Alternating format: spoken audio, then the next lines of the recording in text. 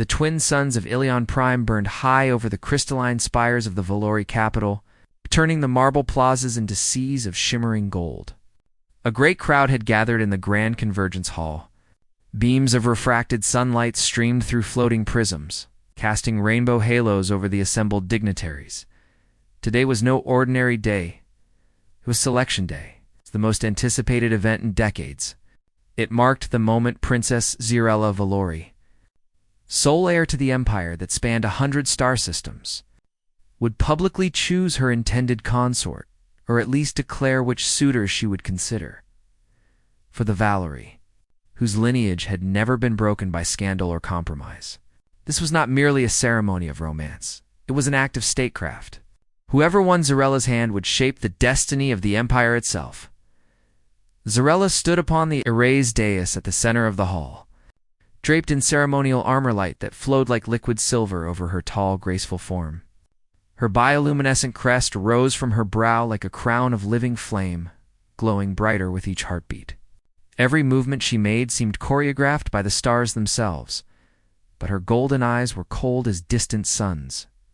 Below her, the suitors had gathered, the towering insectoid Crix lords whose carapaces gleamed with ceremonial lacquer, the ethereal Sereth nobles, who shimmered like beings sculpted from starlight, and the scaled Morgari war chiefs with their broad shoulders and battle scars worn like medals.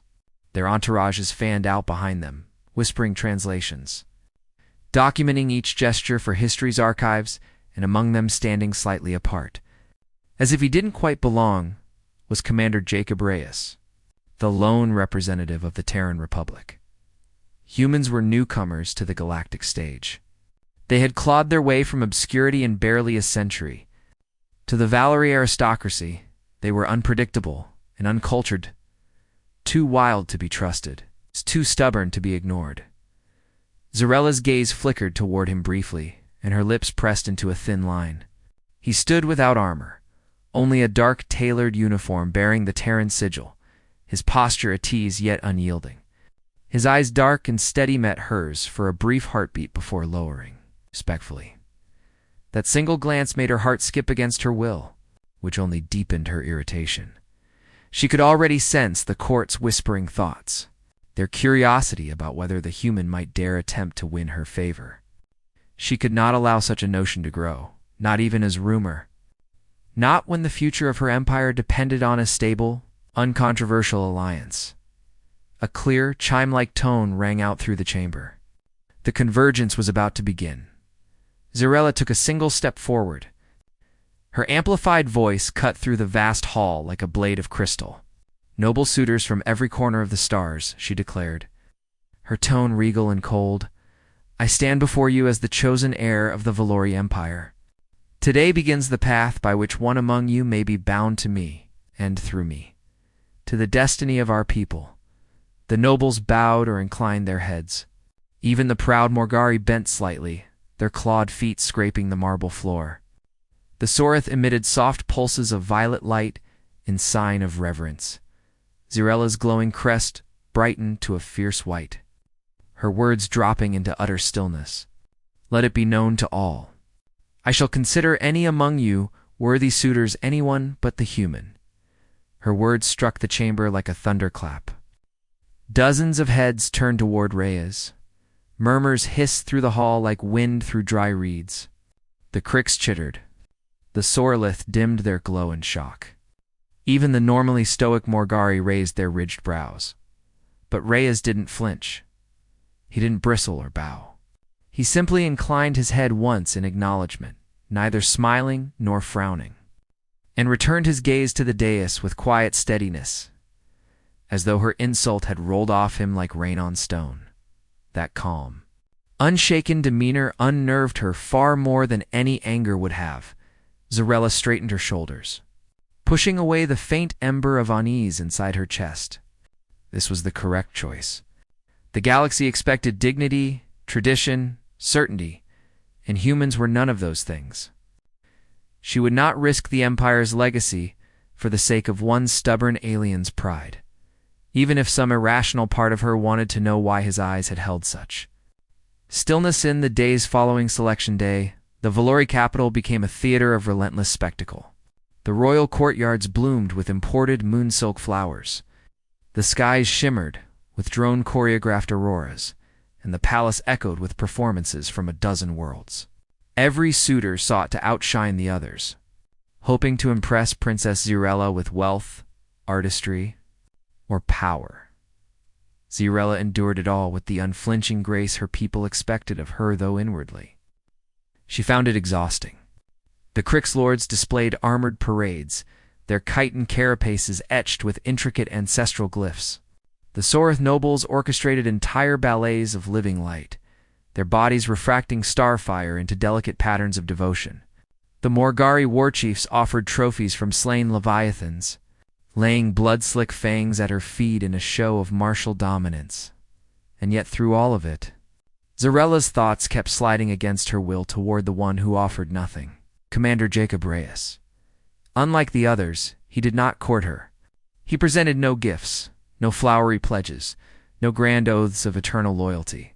He attended only the official council meetings required of his diplomatic role, where he sat quietly and observed the galaxy's elite with a soldier's patience. When spoken to, he answered in simple, precise words. When ignored, he seemed content with silence. Xyrella tried to tell herself this aloofness was proof of his inferiority, his inability to play the delicate game of noble ambition. But she noticed things the way his gaze tracked every exit.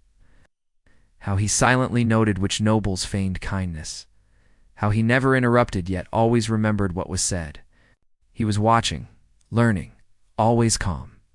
One evening during a strategy council, Xyrella made a pointed effort to ignore him entirely as she outlined her plans for securing the Empire's southern border from pirate incursions. When she finished, several nobles praised her tactical foresight until Reyes, without raising his voice, spoke up. "You're projecting strength where you should be projecting unpredictability," he said. "Your enemy expects you to defend. That's why you should strike preemptively before they regroup." The chamber fell silent. No one had ever interrupted the princess so bluntly. Xyrella's crest flared with sharp white irritation. And what would a human, with barely a century of spacefaring history, know of Valori border warfare? She asked coolly. Reyes didn't flinch. "I know predators don't respect walls. Only teeth." The simplicity of it cut through her like a blade. For a moment, she felt the council's eyes on her, waiting to see if she would crush him for his insolence. Instead, she forced a dismissive smile and turned back to her charts, though her pulse beat faster than it should have. That night, unable to sleep, she found herself wandering the starlit garden, where bioluminescent trees arched overhead like living constellations. She wasn't surprised when Reyes appeared from the shadows, though she pretended she was.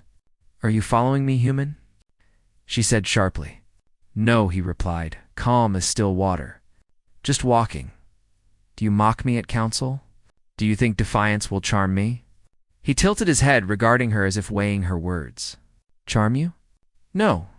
Respect you? Yes. If I see a flaw in a plan, I speak. That's what equals do."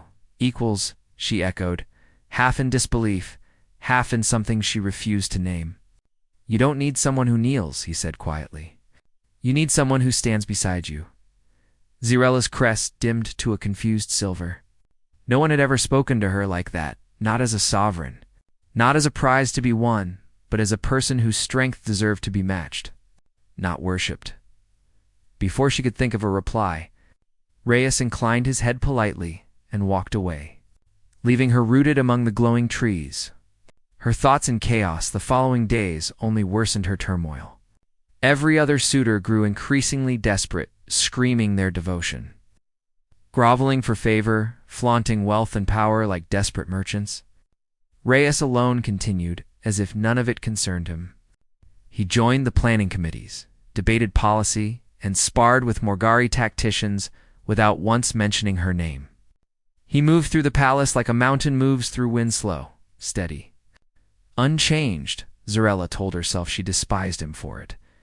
But late at night, when the halls were empty and she stood alone beneath the twin moons, she would remember his steady eyes and the way his words had felt like a hand offering to stand, not to kneel, and that frightened her more than anything. It began as a whisper of static across the royal comms, then escalated into a panicked flood of emergency transmissions. Ardent Spire was collapsing. Zirala stood rigid as the holoscreens flared around her war chamber, the Spira, colossal ancient megastructure orbiting the gas giant. Carian 7 was one of the galaxy's oldest energy relay hubs. Thousands lived and worked within its segmented rings, and its power conduits fed entire star systems now. Its primary containment field had failed. The radiation readings were climbing by the second. If the Spire's core went critical, it would erupt in a chain reaction that could ignite Carian 7's atmosphere and sterilize 3 neighboring worlds. Silence hung heavy over the command council, until the High Strategos turned to her. Princess Zarella, as heir to the Valori throne.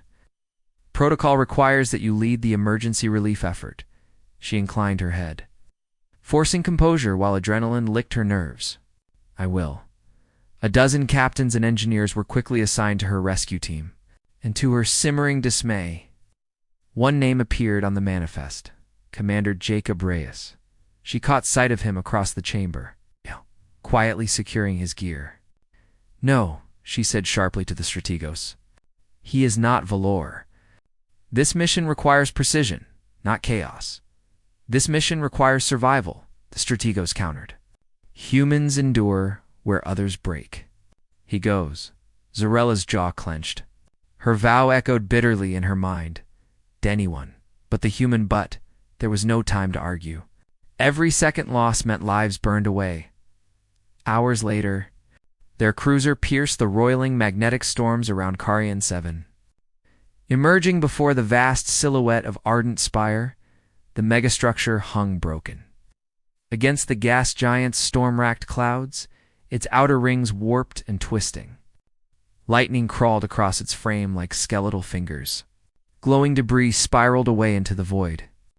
Alarm klaxons bled through the comms from the trapped workers inside her suit. Zarella's bioluminescent crest dimmed in grim focus as they boarded through a torn docking bay.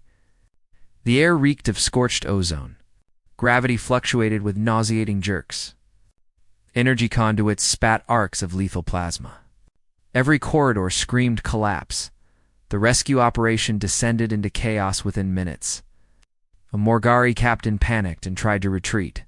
A Crix engineer froze, mandibles chattering as support beams crumpled above them. Radiation alarms wailed. Zarella was barking orders when a sudden explosion ripped through the deck, hurling her off her feet, and Reyes caught her. Literally caught her midair with one arm, slammed her down behind a shattered bulkhead, and flung a collapsible shield over them as molten debris cascaded down. The heat seared through his suit. She saw the armor across his back blacken and crack. He didn't flinch. Then he was moving calm, fast, efficient. Sealing ruptures manually with fusion patches while firestorms roared around him. Hauling wounded engineers over his shoulders 2 at a time. Giving clipped, steady commands that cut through the panic like steel. Zarella found herself following his orders without thinking. Everyone did. He moved as if fear had no claim on him. At one point, a collapsing energy conduit tore free above her. She didn't even have time to react. Reyes slammed into her, shoving her aside as the massive beam crashed down. It struck his shoulder. She heard the crack over the comms, saw him drop to one knee, teeth clenched against the pain. Then he stood again, and kept going by the time they reached the Spire's core. Half their equipment was gone, several of their team incapacitated. Reyes crawled through a tunnel of sparking conduits, hands raw and bleeding, to manually reset the primary field relay, while Zarella rerouted power from the control station. The 2 of them worked in silent sync, their breaths ragged, their movements desperate and precise. At last, with a rising hum, the containment field stabilized. The energy readings plummeted. The Spire stopped dying. Silence fell, broken only by their gasping breaths and the distant crackle of dying fires. They evacuated moments before the section they'd been in collapsed entirely. Back aboard the cruiser, medics rushed Reyes to the infirmary. Zarella stood in the corridor, helmet dangling from her trembling fingers, staring at her reflection in the polished bulkhead. he had saved thousands. He had saved her, and he had done it without fanfare, without seeking credit, without even seeming to care if anyone noticed. For the first time, she felt something shift inside her, something she had spent her whole life locking away. He wasn't just the human anymore. The return to Ilion Prime should have been triumphant. The ancient spire still stood, the disaster averted, and the Valori Empire's great jewel saved from annihilation. The palace erupted in celebrations, holographic fireworks painting the skies. Nobles weaving through grand feasts in robes threaded with starlight. Songs of Zerella's bravery echoed from 1,000 balconies. But for her, the victory tasted strangely hollow, while the court drowned in revelry. Jacob Reyes lay in the palace Medicae wing, shoulder fractured, half his body wrapped in synth splints, still refusing sedation because he insisted on reviewing mission reports. She visited only because decorum required a tour, so she told herself the Medicae ward was silent when she entered, her silver ceremonial cloak trailing across the polished obsidian floor. Reyes looked up from his datapad as she approached, dark eyes calm despite the IV cables trailing from his arm. "Princess," he said simply, inclining his head. "You should be unconscious," she said, more sharply than intended. "Can't sleep." A faint smile. "Too many alarms going off in here." Her crest flickered uneasily. She had faced down collapsing megastructures, roaring plasma storms. The expectations of a galaxy yet standing beside his bed unsettled her more than any of those things. "You saved me," she said at last, her voice barely above a whisper. "We saved them," Reyes replied, his tone steady. "And you saved me first when you rerouted the power." Don't rewrite the story. The simplicity of it unraveled something in her chest. There was no flattery, no submission, no hunger for favor. Just quiet truth. She found herself returning the next day. And the next. She brought reports from the council. But they ended up talking of other things, the differences between Terran storms and Valori star winds. How human cities grew like wild vines while Valori ones were carved with centuries of planning. How he had learned to fly because Earth's sky had always felt too small. He laughed rarely, but when he did, it was soft and unguarded. And it lingered in her mind long after she left. Meanwhile, the suitors were growing restless. The Crix Lords performed synchronized aerial duels in her honor. Slicing through the skies above the palace in clouds of glittering shards, the Sorith nobles built a floating garden of refracted moonlight outside her chambers, singing love odes in a language older than stars. The Morgari war chiefs sparred in the training rings until their blood darkened the tiles, and through it all, she found herself bored. Their words were elaborate, their gestures flawless, devotion absolute, but they all treated her like a prize, like a celestial artifact to be possessed. Not one of them looked at her as if she were a person standing on trembling legs, trying not to break beneath the weight of destiny, except the human who never tried to win her at all. She caught herself watching him during council sessions, noticing things she had once ignored. The way his jaw tightened when arrogant nobles dismissed a struggling colony's pleas for aid. The way he listened more than he spoke. The way he seemed wholly unafraid of her title. He didn't orbit her like a star. He stood like a mountain, solid, unyielding. There it terrified her how much she wanted that. The pressure from the Imperial Council finally broke into open confrontation. One evening in the throne chamber, the High Strategos confronted her in front of the gathered court. "Princess Zarella, the galaxy watches," he intoned. "It is time to select your consort. The Empire cannot drift without an anchor." The suitors grow impatient. "Then let them be impatient," she replied coolly. "And the human?" The Strategos pressed, voice dripping disapproval. "Will you continue to allow him in your councils? To sit in your shadow, defying our traditions?" Dozens of eyes turned to her, hungry for scandal. Her crest flared white-hot. "He defies nothing," she said. "He speaks truth where others speak flattery." Gasps rippled through the hall. The Strategos' eyes narrowed like blades. Zarella turned sharply on her heel and swept from the chamber, before anyone could see the tremor in her hands. Alone in her chambers that night, she stood before the mirror wall, staring at her reflection. Her ceremonial crown gleamed with cold light, yet she felt unbearably small beneath it. She had sworn before all the stars, anyone but the human, and yet he was the only one who saw her, not the crown. The first hairline fractures had formed in the vow she thought was unbreakable. The grand hall of the Celestian High Court was bathed in the warm glow of twin suns pouring through crystalline arches, casting prismatic light across polished obsidian floors. Hundreds of dignitaries, nobles, and envoys from across the Orion Reach filled the air with murmurs as the moment they had all awaited drew near. It was the princess's binding ceremony, the day she would publicly select her betrothed, forging a political bond to unify her people, and as promised, every suitor but one stood assembled. No human was invited. At the heart of the dais, Princess Sorelith stood radiant in ceremonial regalia, silver silk interwoven with living threads of bioluminescent flora that pulsed softly with her heartbeat. Yet beneath her poised exterior, an inner tempest raged. For nights on end she had been haunted by the humans. Iced the way they had met hers in the market square with unflinching courage, not defiance, but a steady recognition. Like he saw her, not just the title she bore. She had not seen Kale since that incident. He had vanished from the palace, reassigned, they said, to a frontier relief mission. It should have been a relief, but instead, her chest felt hollow as though some crucial melody had stopped playing.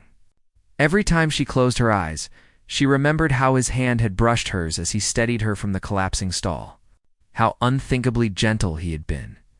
"Your Highness," intoned the High Chancellor, voice echoing across the chamber, "it is time to proclaim your choice." Sorelith took a steadying breath, every eye upon her. Rows of suitors stood tall in resplendence, caled, feathered, luminescent, insectoid. They bowed in silent anticipation, embodiments of power, wealth, and noble lineage. She had spent cycles insisting she would choose anyone but the human. Yet as she looked at them, her heart felt like a star gone cold. Something was missing. Then an interruption. The great doors boomed open. Gasps rippled across the chamber. And there he was, Kale, clad in scuffed Relief Corps armor, hair wind-tossed, boots still streaked with red Martian clay. His eyes found hers instantly. Something electric surged through her chest. "Forgive the intrusion," he said, voice carrying despite its softness. "But if the princess is to bind her life, she deserves the truth first." The Chancellor's spines bristled in outrage. "You dare disrupt the binding?" "I dare," Kale said simply, and turned to Sorelith. "Because you deserve more than chains gilded as duty. You deserve choice." Silence fell so absolute it seemed the suns themselves held their breath. Sorelith's throat tightened. No one, not even her own council, had ever spoken to her as though she were more than a symbol. In that moment, she realized why none of the others stirred her heart. They sought a throne. "He sought her, guards," the Chancellor began. "Stand down," Sorelith commanded, voice ringing like struck crystal. The guards froze mid-step. Her bioluminescent gown flared brighter as her heartbeat surged. She descended the dais, every step echoing like destiny being forged.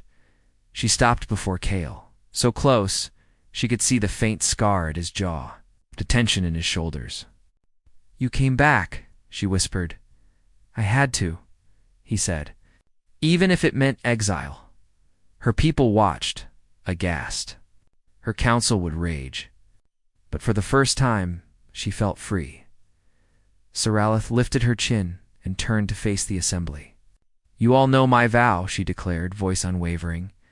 "Anyone but the human, I once swore." The words hung like thunder. Then she drew in a deep, steady breath and let the old oath die on her tongue. "I was wrong." Gasps swept the court like a wave. "I will not choose from duty. I will not bind my life for politics or bloodlines. I will choose for me, and I choose the human." She turned back to Kale, her voice soft now, but fierce with truth. "If you'll have me." Kale's answering smile was like sunrise, always, and as the stunned chamber erupted into chaos and history trembled on its axis, the princess who once swore she would choose anyone but the human took his hand, binding not just their lives, but to worlds in defiance and in love.